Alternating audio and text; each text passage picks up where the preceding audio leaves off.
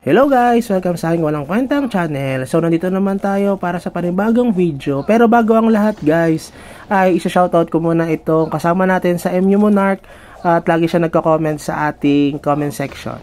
Siya ay si C9217 9217 na sabi niya shoutout. Ang pangalan niya ay si Magnus from server 461. Siya pala yun din yung nakanotice ng ating bagong video ay ng ating bagong channel na JT Cup Gamer na dating teacher Pogi. So dito na tayo mag-upload ng ating mga video dahil nga nagkaroon tayo ng problema doon sa previous channel natin dahil hawak yun ni X.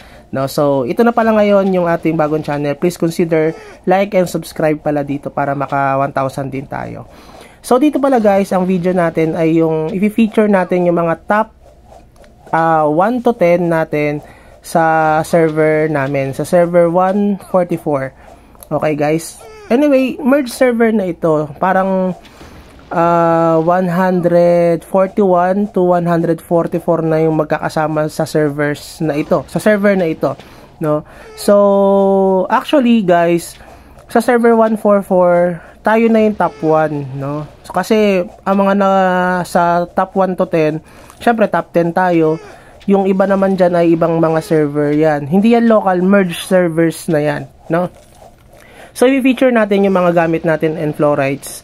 So, ganoon din sa mga top 1 to 9 natin. Kasi nga, unahin muna natin yung top 10 at syempre tayo yun. Sabi ko sa inyo, habol tayo after a month. So, ito yung ating set at gamit. Dito, kung mapapansin nyo guys, ang aking set kasi, hindi kasi ako masyado nagko-focus sa set ngayon. Pero nakakahabol naman kahit papano dahil medyo magastos nga kapag bibili ako ng isang item tapos ang gagawin natin, i-stock natin ay masyadong magastos. Ngayon, mas nagpo-focus ako dito sa fluorides.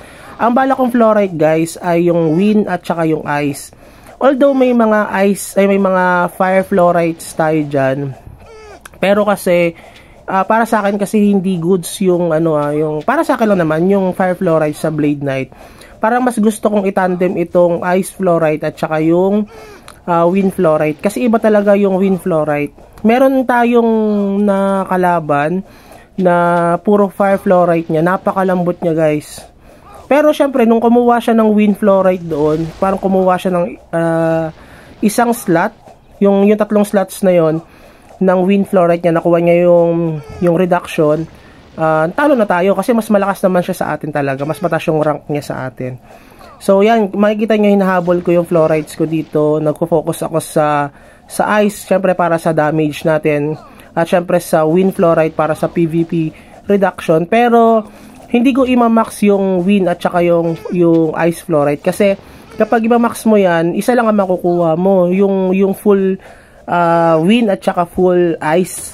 Kapag kinuha mo lahat yon, kung gusto nyo makuha yung maximum level niya, isa lang ang pwede nyo piliin. Ang bala ko kasi dito guys ay yung aking ice fluoride, kukunin ko lang yung hanggang 20% ng option niya, tapos puro wind fluoride na tayo. Tapos pala yung isa guys na top 2 namin na Blade Knight, yun naman ay fire fluoride. At saka siya 2-handed sword yung character niya, yung gamit niya guys.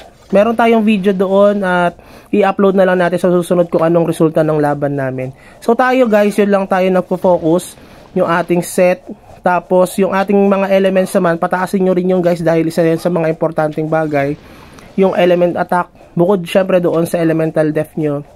Basta napag elemental def na kayo, na pwede na sa Kundun 6 para sa Divine Sword or Divine Weapon, mag-focus na kayo dito sa Elemental Gears. Para sa akin ng attack. Kasi portion yan para makapagpa-level kayo at saka na mabilis at makapatay kayo ng RB na mabilis. So, yan pa lang yung aking mga Elemental Gears na attack dahil nga hindi siya hindi siya legendary. Kunti pa lang, parang 2 pa lang yung legendary ko. Puro epic pa lang yung iba dyan. Pero, na yan, mabibili na rin tayo ng mga gamit dyan.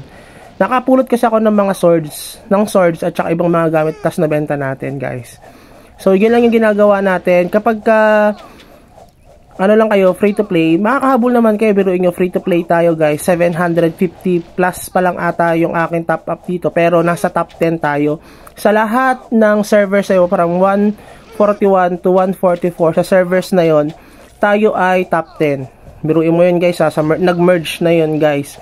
Pero sabi ko nga sa inyo, huwag kayong magpapahuli sa level, as long as na pwede kayong makapag AFK, mag AFK kayo, kasi sayang din yun.